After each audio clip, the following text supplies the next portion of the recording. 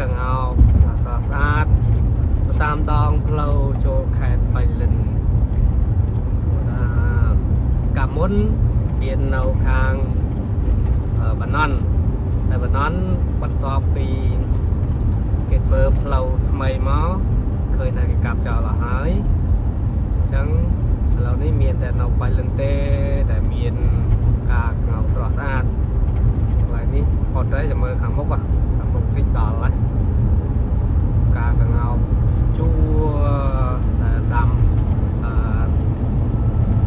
សងខាងដងផ្លូវជាតិលេខ53 57បៃលិនបាត់ដំបងដល់ហើយនេះដល់ហើយការកងោប្រស្រស់បំរងតាមដងផ្លូវព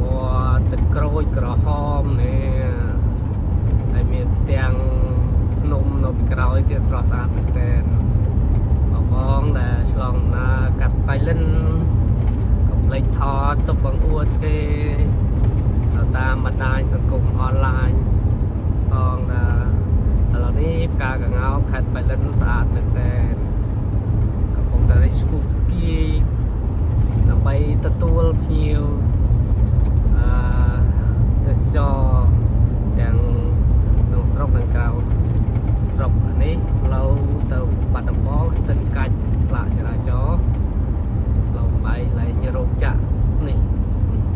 ឯរោងចក្រ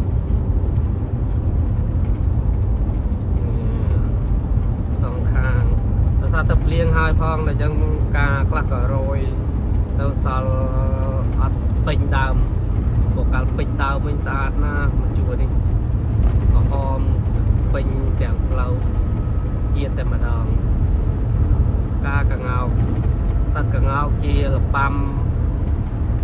មួយប្រចាំខេត្តបៃលិនផងដែរនេះខ្លោងវាសូមស្វាគមន៍ធ្វើដំណើរដោយសុវត្ថិភាពពីខេត្តបៃលិនជួនដំណើរជួនពរជួនជ័យបងដែលធ្វើដំណើរចូលបៃលិនដោយសុវត្ថិភាពបាទជម្រាបលា